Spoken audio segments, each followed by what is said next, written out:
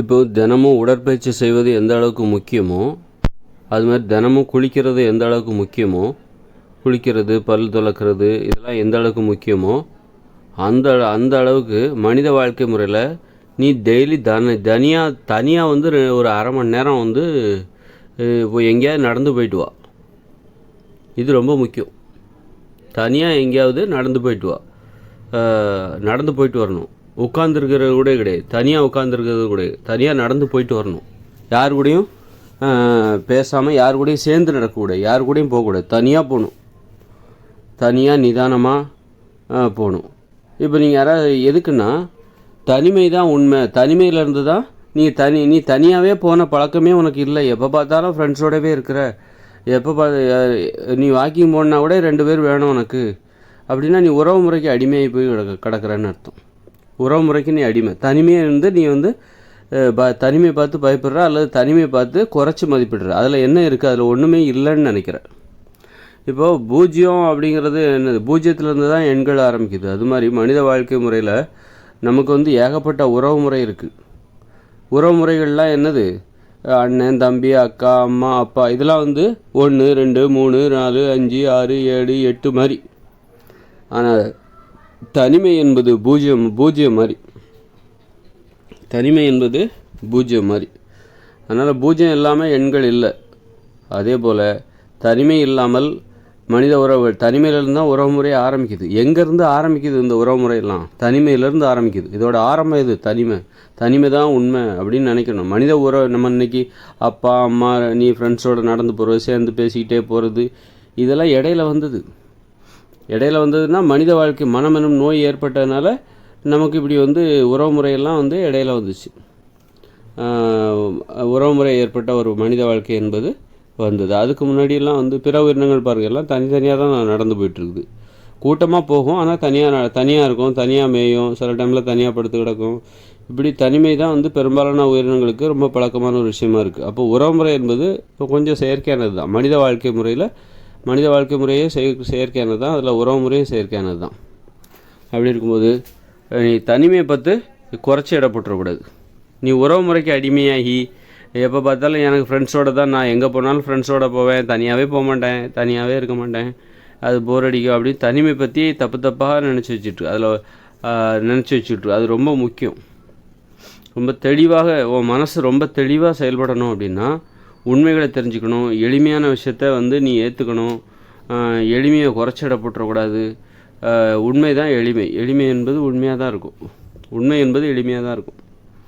அப்படி இருக்கும்போது நீ தினமும் எப்படி பல் வளர்க்குறது, குளிக்கிறது இதெல்லாம் எந்த அளவுக்கு ரொம்ப முக்கியமோ அதே மாதிரி மனித வாழ்க்கை முறையில் தனியாக ஒரு அரை மணி நேரம் எங்கேயாவது நடந்து போயிட்டு வரணும். ஒரு 1.5 கிலோமீட்டர் 2 கிலோமீட்டர் நடந்து போயிட்டு வரணும். அது வந்து ரொம்ப ரொம்ப முக்கியம். சரி, அப்படின்னா வயசாகி முடியலைன்னா என்ன பண்ணுவாங்க? வயசான அதை படுக்கையில் விழுந்துட்டாங்கன்னா அவங்க போக முடியாது தான். ஆனால் நடக்கிற வரைக்கும் நீ போ. அந்த வாய்ப்பு உனக்கு இருக்குது. நடக்கிற வரைக்கும் அந்த வாய்ப்பு இருக்குது. அப்போ தான் மனசு அப்படி தெளிவாக செயல்படும். இப்போ வந்து உடற்பயிற்சி பண்ணால் உடம்பு நல்லா இருக்குது, மனசு நல்லா இருக்குன்னு சொல்லுவோம்ல. அது மாதிரி குளித்தா நல்லா இருக்குது, ஃப்ரெஷ்ஷாக இருக்குதுன்னு சொல்லுவோம்ல. அது மாதிரி இந்த மாதிரி தனியாக ஒரு அரை மணி நேரம் நடந்து போயிட்டு வரணும். அப்போ தான் வந்து மனசு அவ்வளோ தெளிவாக இருக்கும். அது வந்து மனித வாழ்க்கை முறையில் ஒரு பகுதி. அது அந்தளவுக்கு நம்ம முக்கியம் இல்லைன்னு நம்ம நினச்சிட்ருக்கோம். நம்ம அப்படி தனியாக நடந்து போகிற இடம் எப்படி இருக்கணும் அப்படின்னா அமைதியாக இருக்கணும். இந்த மாதிரி நகரங்கள் போல் நெருக்கடி மார்க்கெட்டில் போய் நீங்கள் தனியாக நடந்து போகிறது அந்த மாதிரியெல்லாம் இல்லாமல் ஒரு அமைதியான ஒரு பகுதியாக இருக்கணும். அமைதியான பகுதியில் ஒரு கிராமத்துப்புறம் அந்த மாதிரிலாம் இருந்தால் ரொம்ப நல்லது. அல்லது ரொம்ப இப்போ நகரங்களாக இருந்தால் கூட ஒரு அதிகாலையில் நடந்து போகலாம், எல்லாம் அமைதியாக இருக்கும். அதனால் அது மாதிரி நகரம் என்பது வந்து செயற்கையானது. நகரம் இல்லாத ஒரு வாழ்க்கை தான் நல்லது. கிராமப்புற வாழ்க்கை தான் நல்லது. கிராமப்புறங்களில் அப்படி ஒரு வாய்ப்பு எல்லாத்துக்குமே கிடைக்கும். இந்த உலகம் முழுக்க கிராமங்களாகவே இருந்துட்டால் அந்த தனிமையில் நடந்து போவதற்கான ஒரு வாய்ப்பு தினமும் அரை மணி நேரம் அது கண்டிப்பாக தேவை. மனசு தெளிவாக செயல்படும். அறிவு மீது நமக்கு ஒரு உண்மை மீது நமக்கு ஒரு ஆர்வம் ஏற்படும். அதனால் வந்து தனிமையில் நடந்து போகிறது, யார் கூடயும் பேசாமல் அமைதியாக நிதானமாக இப்போ நடந்து போகிறதுக்குள்ள அது தினசரி தேவை. அது மூளைக்கு என்ன தேவை, உடம்புக்கு என்ன தேவைன்னு சாப்பிட்றோம், அது பண்ணுறோம் இது பண்ணுறோம்ல. மூளைக்கு என்ன தேவை அதையும் நம்ம பார்க்கணும்ல. தூங்குறது உடம்புக்கும் ரொம்ப முக்கியம், மூளைக்கும் ரொம்ப முக்கியம். அது மாதிரி தனிமையில் நீங்கள் நடந்து போயிட்டு வர்றது உங்கள் உடம்புக்கும் சரி மூளைக்கும் சரி, மூளைக்கு ரொம்ப அவசியமான தேவையாக இருக்கிறது. அப்போ நம்ம வீட்டிலே நம்ம இருப்பிடமே தனியாக தான் இருக்கணும். வீட்டிலே 4 பேர் இருக்காங்க, அப்பா அம்மா பசங்க 2 பேர் இருக்காங்க அப்படின்னா அவங்களுக்கு 8 வயசுக்கு மேலே ஆயிடுச்சுன்னா அவங்களுக்கு தனி வீடு கொடுத்துடணும். தனி படுக்கறை, தனி கழிவறை, தனி சமையலறை கொடுத்துடணும், தனி குளியலறை கொடுத்துடணும். அந்த அளவுக்கு தனிமை என்பது ரொம்ப முக்கியமான ஒரு விஷயமா இருக்குது. வசிப்பிடத்துலையும் சரி, அது தனியாக ஒரு ரூம் உங்களுக்கு வீட்டில் கொடுத்துட்டாங்க, அது மட்டும் போதாது. நீங்கள் தனியாக ஒரு அரை மணி நேரம் எங்கேயாவது நடந்து போயிட்டு வரணும். அதுக்காக ஒரு நேரத்தை ஒதுக்கணும், யாருக்கிட்டையும் பேசாமல் நடந்து போயிட்டு வரணும். இந்த வழக்கம் இனிமேல் வர காலங்களில் 2040க்கு அப்புறம் இனிமேல் அதை உணர்ந்து உலகத்தில் எல்லாருமே அதை செய்வாங்க. எப்படி உலகத்தில் எல்லோரும் பல் வளர்க்குறாங்களோ, குளிக்கிறாங்கல்ல, எல்லாருமே குளிக்கிறாங்கல்ல, அதே மாதிரி தனியாக ஒரு அரை மணி நேரம் நடந்து போயிட்டு வர்ற அந்த வழக்கம் ஒரு பல் வளர்க்குற மாதிரி, குளிக்கிற மாதிரி அது கடைபிடிக்கப்படும். அது எப்போ வேணாலும் நீங்கள் காலையிலேயும் நடந்து போகலாம், சாயந்தரம் உங்களுக்கு வசதியான நேரத்தில் நீங்கள் நடந்து போகலாம். அப்போதான்லாம் கிடையாது. நீங்கள் காலையிலேயும் நடந்து போகலாம், சாயந்தரம். அப்போ தனியாக நீங்கள் சிந்திக்கும்போது உங்களுக்கு நிறைய உண்மைகள்லாம் தெரிய வரும். ரொம்ப ஆர்வமாக இருக்கும், ரொம்ப வாழ்க்கை முறையில் ரொம்ப தெளிவு கிடைக்கும். இப்போ நம்ம சேர்ந்து நடந்து போகிறோம்னு வச்சுக்கோங்களேன், நம்ம கூட வர்றவருக்கு தகுந்த மாதிரி நம்மளை நம்ம வேகத்தை குறைப்போம், வேகத்தை கூட்டுவோம். அவருக்கு இணையாக நடக்கணும், அவரோட சேர்ந்து நடக்கணும் அப்படிங்கிறக்காக நம்ம மாற்றங்களை செய்து கொண்டே நடந்து கொண்டிருப்போம். நம்ம ஒரு இடத்துக்கு போகிறோம், சும்மா அப்படி காலார நடந்து பேசிக்கிட்டே போகிறோம் அப்படின்னா 2 பேர் சேர்ந்து நடக்கும்போது 2 பேர் சேர்ந்து பேசிக்கிட்டே போவோம். அப்போ 2 பேருமே சேர்ந்து நடக்கணும் அப்படிங்கிறக்காக ஒருத்தர் முந்தி போக மாட்டாங்க, பிந்தியும் போக மாட்டாங்க. இப்போ உங்கள் கூட வர்றவர் கொஞ்சம் வேகமாக நடந்தாருன்னா நீங்களும் அதுக்கு தகுந்த மாதிரி வேகமாக நடப்பீங்க. உங்கள் கூட வர்றவர் கொஞ்சம் மெதுவாக நடந்தால் அவருக்கு தகுந்த மாதிரி கொஞ்சம் மெதுவாக நடப்பீங்க. அப்போது நீங்கள் பிறருக்கு தகுந்த மாதிரி உங்களை நீங்கள் மாற்றிப்பீங்க. நீங்கள் ஒரு 2 பேர் சேர்ந்து நடக்கிறீங்க அப்படின்னா, சும்மா அப்படி அரை மணி நேரம் பேசிக்கிட்டே போகிறீங்க அப்படின்னா, ஒரு சாயந்தரம் மாதிரி நேரத்தில் எல்லா வேலையும் முடிச்சுட்டு ஒரு அரை மணி நேரம் சேர்ந்து பேசிக்கிட்டே போகிறீங்கன்னா, உங்கள் கூட வர்றவங்க கூட நீங்கள் என்ன பண்ணுவீங்க, ஒரு அட்ஜஸ்ட் பண்ணிக்கிட்டே போயிட்டுருப்பீங்க. அவங்க வேகமாக போனால் நீங்களும் கொஞ்சம் வேகமாக போவீங்க. அவங்க ஸ்லோவாக நடந்து போகிறாங்க அப்படின்னா அவங்களோட சேர்ந்து நடக்கணுங்கிறக்காக நீங்களும் ஸ்லோவாக நடப்பீங்க. இது ஒரு மரம். அதே நேரத்தில் நீங்கள் தனியாக போகும்போது யாரை பற்றியும் நீங்கள் மட்டும்தான் நடந்து போகிறீங்க. அப்போது உங்களுக்கு நீங்கள் பாட்டு சுதந்திரமாக நடந்து போவீங்க. யாருக்காகவும் நீங்கள் உங்களை மாற்றிக்க மாட்டீங்க. யாருக்காகவும் நீங்கள் உங்களை மாற்றிக்காமல் ஒரு அரை மணி நேரம் நடப்பீங்க. யாரை பற்றியும் கவலைப்படாமல் நீங்கள் அப்படியே தனியாக நடந்து போயிட்டு வர போகிறீங்க. யாருக்காகவும் உங்கள் வேகத்தை குறைக்க வேண்டிய அவசியம் இல்லை. இப்போ சேர்ந்து நடக்கிறோம், அப்படி காலார நடந்து பேசிகிட்டே போகிறோம். எப்போவுமே நான் தனியாகவே நடக்கிறது கிடையாது, நடந்து போகிறது எனக்கு பிடிக்காது. நான் எப்போவுமே ஒரு வேலைக்காக நம்ம தனியாக நடந்து போகிறது வேறு. இப்போ வேலைன்னு வரோம், ஒவ்வொருத்தருக்கும் பல்வேறு தேவைகள் இருக்கும். அதுக்காக நீங்கள் நடந்து போகிறதுங்கிறது வேறு விஷயம். அது எல்லாருமே பண்ணுவாங்க. தனியாக எல்லாருமே சேர்ந்துலாம் நடந்துக்கிறது இல்லை. வேலைன்னு வரும்போது எல்லோரும் தனித்தனியாக தான் சுற்றுறாங்க. அதே நேரத்தில் நீங்கள் சும்மா எந்த வேலையும் இல்லாதப்போ நீங்கள் சும்மா தனியாக அப்படி வாக்கிங் போகும்போது நீங்கள் தனியாக போயிருக்கீங்களா? அதுதான் கேள்வி. சும்மா அப்படியே நடந்து போயிட்டு வரலாம், வாங்க பேசிகிட்டே போகலான்னு யாராவது ஃப்ரெண்டை கூப்பிட்டு போவீங்க. அப்போது அவருக்கு தகுந்த மாதிரி நீங்கள் உங்களை மாற்றிப்பீங்க. அவர் வேகமாக போனால் நீங்களும் வேகமாக போவீங்க, அவர் ஸ்லோவாக போனால் நீங்களும் ஸ்லோவாக போவீங்க, ஸ்லோவாக நடப்பீங்க. அப்போ அவருக்கு தகுந்த மாதிரி நீங்கள் உங்களை மாற்றிக்கிட்டே போயிட்டே இருப்பீங்க. அப்போது அது ஒரு சோர்வாக இருக்கும். அப்போ அதே நேரத்தில் யாருமே இல்லாமல் நீங்கள் தனியாக நடக்கும்போது சுதந்திரமாக, யாரை பற்றியும் கவலை இல்லாமல் சுதந்திரமாக நீங்கள் நடந்து போயிட்டு வருவீங்க. அதாவது ஒரு தேவை எதுவுமே கிடையாது, சும்மா அப்படி நடந்து போயிட்டு வரீங்க. யாரை பற்றியும் கவலைப்படாமல், யாருக்காகவும் உங்களை நீங்கள் மாற்றிக்காமல் நீங்கள் உங்கள் சுதந்திரமாக நடந்து போகிறீங்க. அந்த பயிற்சிங்கிறது தினசரி அரை மணி நேரம் கண்டிப்பாக எல்லாருக்குமே தேவை. அப்போ தான் அந்த மூளை தெளிவாக வேலை செய்யும், சிறப்பாக வேலை செய்யும் என்பதை நீங்கள் புரிந்து கொள்ள வேண்டும். அதனால் அதுமாரி ஒரு வீடுன்னு வந்தால் கூட தனித்தனியாக இருப்பிடம் இருக்கணும். இன்றைக்கி பெரும்பாலான வீடுகள் அது கிடையாது. ஒரு வீடுன்னா எப்படி இருக்குதுன்னா, ஒரு பெட்ரூம் இருக்கும். பெரும்பாலும் நடுத்தர குடும்பத்தில் ஒரு பெட்ரூம் இருக்கும், ஒரு ஹால் இருக்கும், ஒரு சமையல் ரூம், ஒரு குளியலறை, ஒரு கழிவறை. இதுதான் ஒரு வீடு. ஆனால் அந்த வீட்டில் 4 பேர் இருப்பாங்க அப்படின்னா அந்த பெட்ரூமில் யார் படுத்திருப்பா, அல்லது அந்த ஹாலில் எல்லாருமே ஹாலில் தான் படுத்துவாங்க, பெட்ரூமில் படுத்துவாங்க. ஆனால் தனியாக ஒரு இருப்பிடங்கிறது அந்த வீட்டில் ஒரு 4 பேர் இருக்காங்கன்னா 4 பேருக்கும் தனித்தனி இருப்பிடம் கிடையாது. அப்போ அவங்ககிட்ட வந்து அது ரொம்ப தவறான ஒரு வாழ்க்கை முறை. அப்படி வாழவே கூடாது. தனியாக இருப்பிடங்கிறது கண்டிப்பாக ஒவ்வொருத்தருக்கும் தேவை.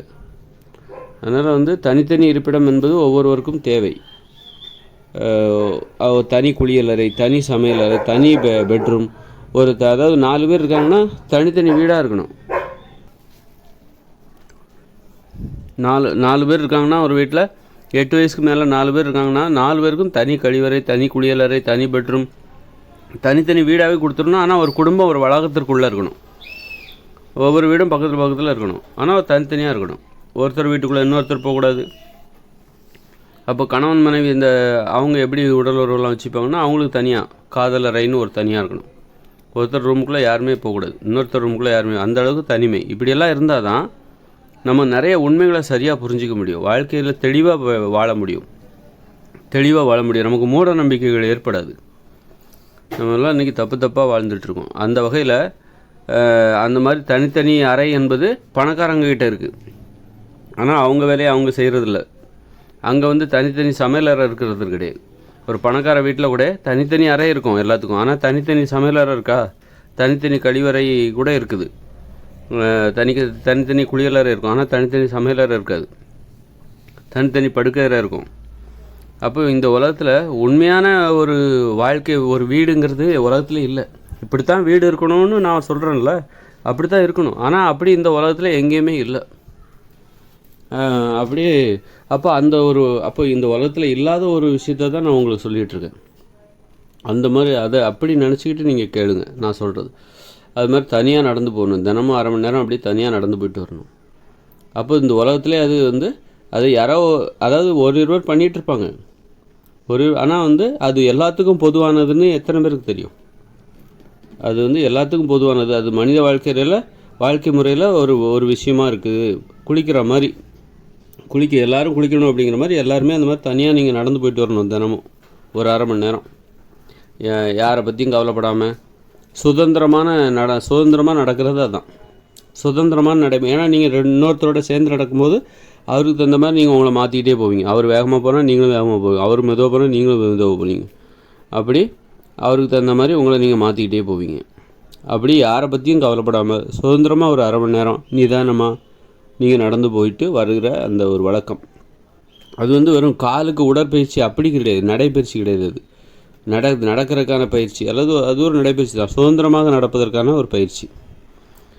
மற்றபடி அது காலுக்கு நல்லது, உடம்புக்கு நல்லது, மனசுக்கு நல்லது. அந்த எக்ஸசைஸ் மாதிரி அதை புரிஞ்சிக்கக்கூடாது.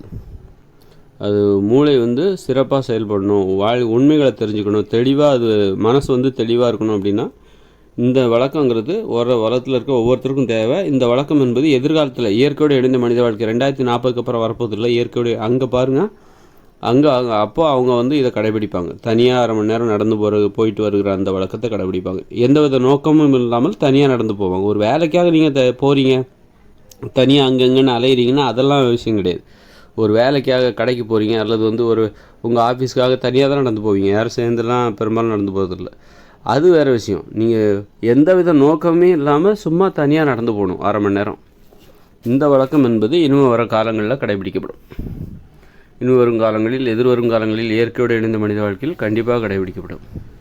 அது ஒரு மனித வாழ்க்கை முறை தேவை. மனசு தெளிவாக செயல்படணும் அப்படின்னா, உண்மைகளை புரிந்து கொள்ளணும்னா அதற்கு இந்த நடைமுறையை கண்டிப்பாக கடைபிடிச்சே ஆகணும். அப்படி தனியாக நடந்துட்டு போயிட்டு வர்றதுல என்னப்பா இருக்குது அப்படின்னு நம்ம யோசிக்க தோணும். ஒரு பூஜ்ஜியத்தில் என்ன இருக்குது, சைபரில் என்ன இருக்குது? 1 2 தான். 1 2ங்கிறது தான் அதில் விஷயமே இருக்குது. 1 2 3 அதில் எண்ணிக்கை இருக்குது. அதில் ஆனால் பூஜ்ஜியத்தில் ஒன்றுமே இல்லை. ஆனால் அதுக்காக பூஜ்ஜியங்கிறது இல்லாமல் போயிடுமா? அப்போ எண்களில் பூஜ்ஜியங்கிறது எந்த அளவுக்கு முக்கியமோ அது மாதிரி நீங்கள் தனிமை என்பது அதில் ஒன்றுமே இல்லைன்னா கூட அது கண்டிப்பாக தேவை. பூஜ்ஜியம் மாதிரி மனித வாழ்க்கை, அது எண்களுக்கு எப்படி பூஜ்ஜியம் தேவையோ அது மாதிரி மனித வாழ்க்கை முறையில் தனிமை என்பது ஒரு பூஜ்ஜியத்தை போல தவிர்க்க முடியாத ஒரு தேவை என்பதை தெரிந்து கொள்ள வேண்டும். இப்போ நம்ம மூட நம்பிக்கை அடிப்படையாக கொண்டு வாழ்ந்துகிட்ருக்கோம். எது தேவைன்னு தெரியாது, எது தேவையில்லாதெல்லாம் நம்ம கடைபிடிப்போம்.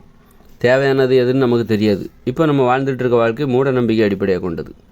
இனிமேல் போகிற காலத்தில் 2040 அப்புறம் இயற்கையோடு இணைந்த மனித வாழ்க்கை வருதில்ல, அது அறிவுபூர்வமான ஒரு வாழ்க்கை வாழ போகிறோம். நம்ம அந்த வாழ்க்கையில் நம்ம வந்து இந்த தனிமை என்பது எந்த அளவுக்கு தேவை, அது அறிவுபூர்வமான வாழ்க்கை.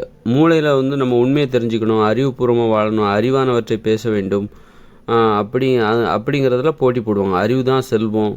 அந்த அறிவை பெறுவதற்காக ஒரு கொள்கையோடு வாழக்கூடிய ஒரு மனித வாழ்க்கை முறை வரப்போகுது.